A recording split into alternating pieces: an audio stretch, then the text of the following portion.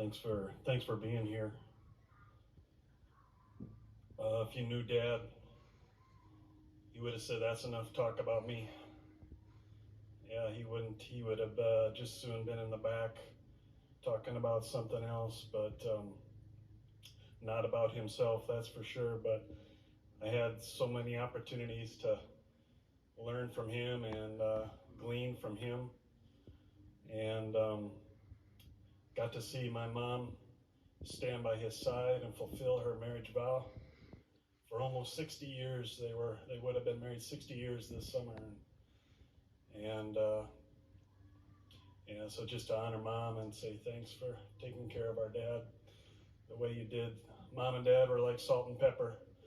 I don't know which one was which, but they would go together wherever, and it was a blessing to watch them love each other and to raise us in that same way, to love other people that same way. I often told Dad the last several months that he hated the way that his disease was taking away what he wanted to do and what he loved to do. And I always said, Dad, we have a greater hope, don't we? And he said, yeah, we sure do. We have a greater hope than what we have on this earth, greater hope. In 1 Peter it says, always be prepared to give an answer for the hope that you have. And Dad knew that, and Dad had that hope.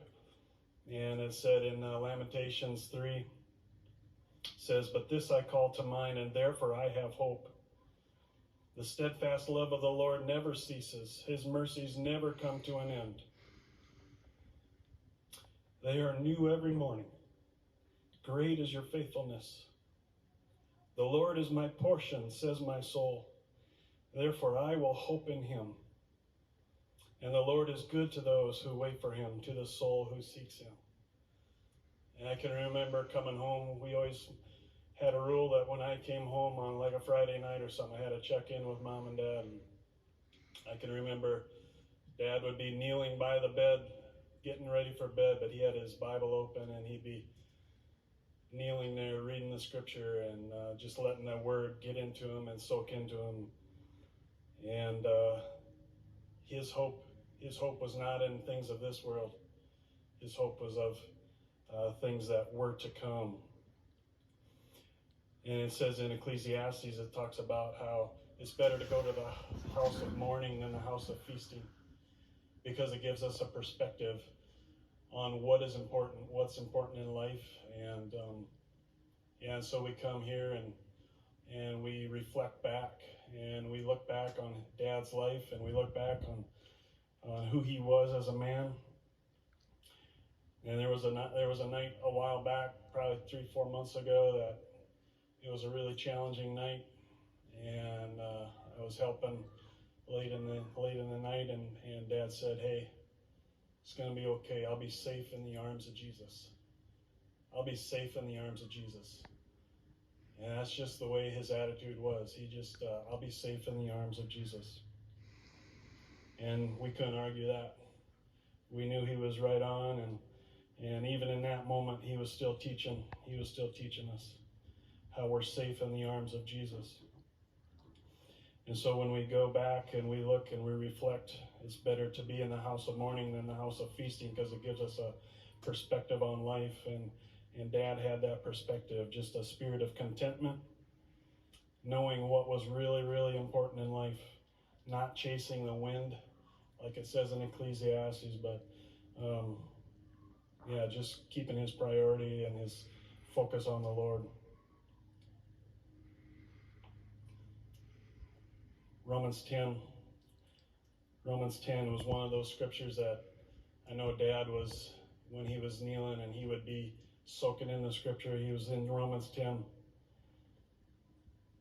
And it says this, but what does it say? The word is near you, in your mouth and in your heart.